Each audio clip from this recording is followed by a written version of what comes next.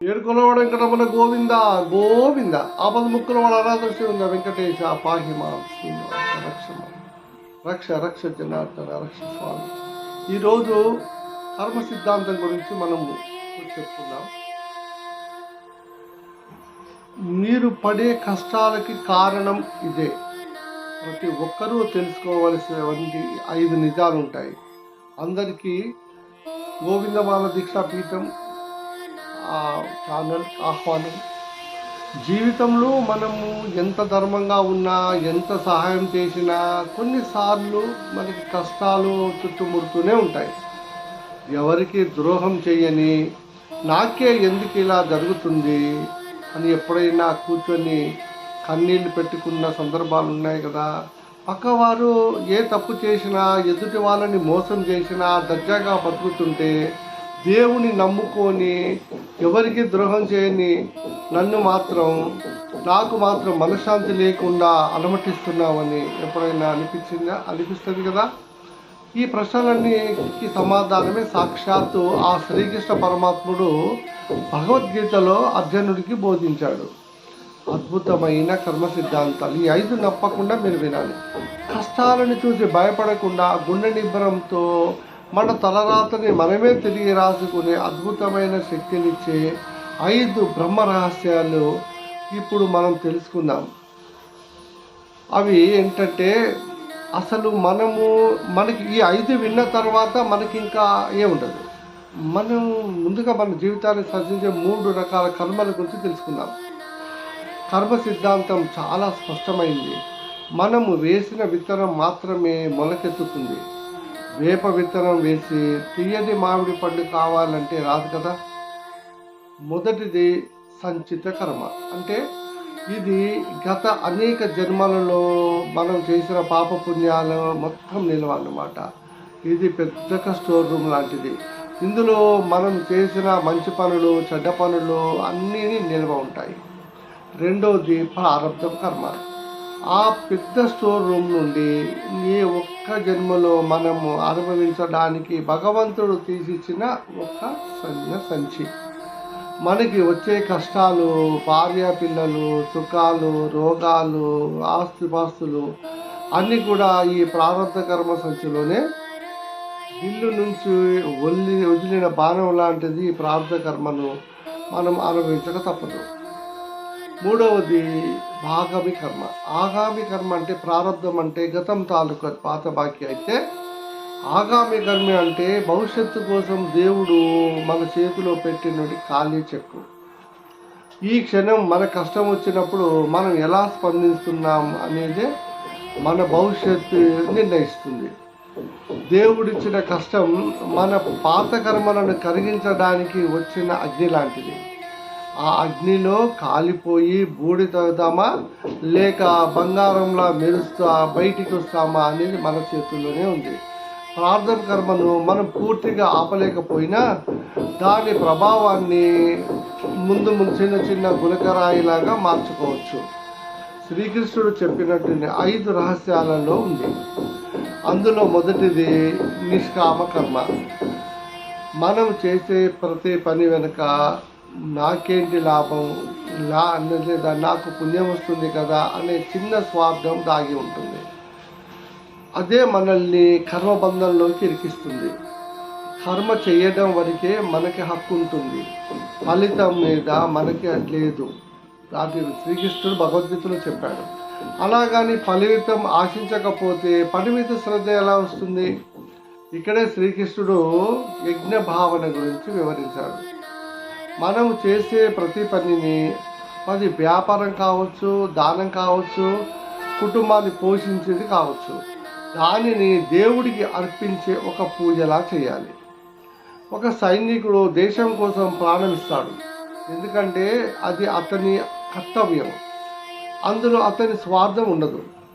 అలా ఎప్పుడైతే మన బాధ్యతను నెరవేరుస్తూ ఫలితాన్ని భగవంతుడికి వదిలేస్తామో, ఆ పాప పుణ్యాలన్నీ నీటి మీద తామరాకులాగా మనకి నీరంటదు.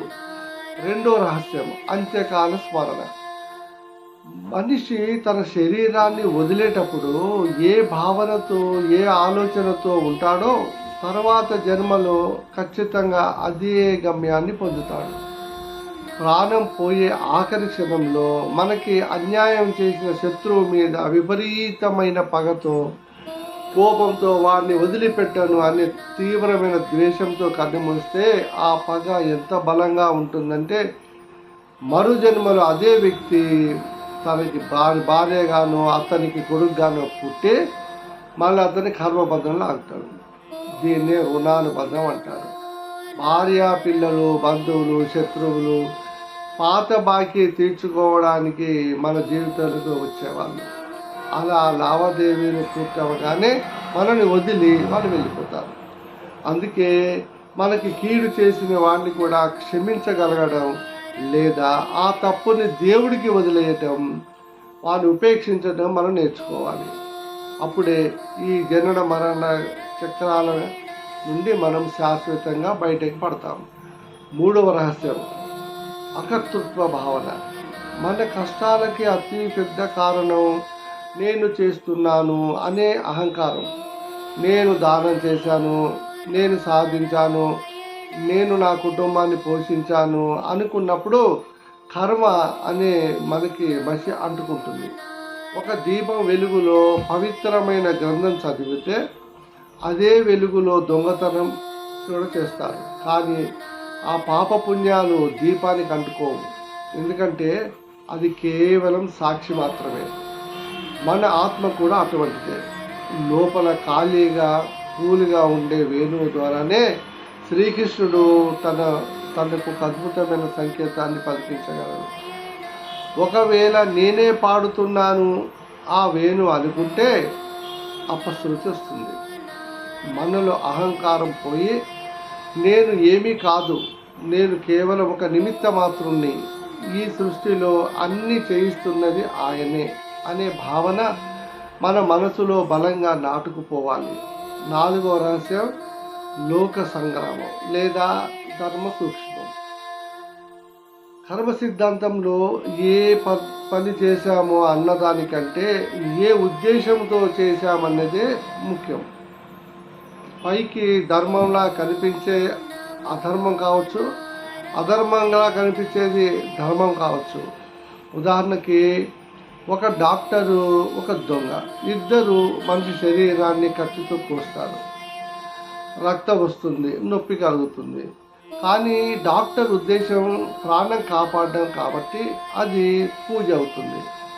దొంగ ఉద్దేశం ప్రాణం తీయడం కాబట్టి అది పాపం అవుతుంది. అలాగే వ్యక్తిగత స్వార్థం గురించి కాకుండా 10 మందికి మేలు జరుగుతుంది అనే ధర్మాన్ని నిలబడుతుంది అనుకున్నప్పుడు మనం తీసుకునే అత్యంత కఠినమైన నిర్ణయాలు కూడా కర్మయుగం అవుతుంది. దేవుడు చూసేది మన చేతులని కాదు, మన హృదయాన్ని. మనం ఖచ్చితంగా అర్థం చేసుకోవాలి. ఐదవది మరియు అన్నిటికంటే అతి మంచిది ఆఖరి రహస్యం సంపూర్ణ శరణాగతి. అత్యుత్తమమైనది. మనము మన బుద్ధితో కర్మని ఎన్నటికీ జయించలేము. కానీ కర్మ అనేది దేవుడు చట్టం అయితే భక్తి అనేది ఆయన అపారమైన ప్రేమ. చట్టం కంటే ప్రేమ ఎప్పటికీ గొప్పదే. ఒక పిల్లవాడు రద్దీగా ఉండే జాతరలో తన తండ్రి వేలు పట్టుకొని నడుస్తున్నప్పుడు వారికి ఎలాంటి భయం ఉండదు. ఎందుకంటే వాడి నాన్న కాపాడుతారని వాడికి తెలుసు. ఒకవేళ నేనే నడవగలను అనే అహంకారంతో చెయ్యొదిలేస్తే జాతరలో తప్పిపోతారు కదా. మన జీవితం కూడా అంతే. కర్మ అనే జాతరలో ఎప్పుడైతే మనం లాజిక్స్ని, అహంకారాన్ని పక్కన పెట్టి కృష్ణ నా బలం చాలదు, నన్ను కాపాడు, కరుణించమని ఆయన అడిగితే ఆయనే మనకన్నీ కూడాను ఏమి మనకు కావాలో, ఎప్పుడు కావాలో చేస్తూ ఉంటాడు. ఆ సంపూర్ణంగా భగవంతుడిని శరణ వేసుకుంటామో ఆ క్షణమే మన కర్మల ఖాతా పుస్తకం చిరిగిపోతుంది. శరణాగతికి ఉన్న శక్తి గోవిందమాలకి ఉన్నంత శక్తికి దేవుడు మన కష్టాలు చేసి మన శిక్షించడానికి కాదు, అహంకారం అనే రోగాన్ని తగ్గించడానికి. దాన్ని తల్లి పోసే చేదు మందు లాంటిది ఆ కష్టం. బండరాళ్ళ లాంటి మన తలరాతను అందమైన శిల్పాలుగా మార్చుకునే అద్భుతమైన శక్తి ఈ 5 సూత్రాల్లో ఉంది. కష్టాలు వచ్చినప్పుడు కుంగిపోకుండా అవి మన కర్మలను శుద్ధి చేయడానికి భగవంతుడిచ్చిన వరమని, ఒక అవకాశమని మనం భావించాలి. ఇది ఇది ఈ రకమైన కర్మ సిద్ధాంతం ఉంటుంది. కర్మ సిద్ధాంతాన్ని మనం దాటాలంటే ఇది విన్న తర్వాత మీకు ఏదైనా మార్పు ఉంటే మీరు ఆలోచించడం నేర్చుకోండి. జై శ్రీమన్నారాయణ.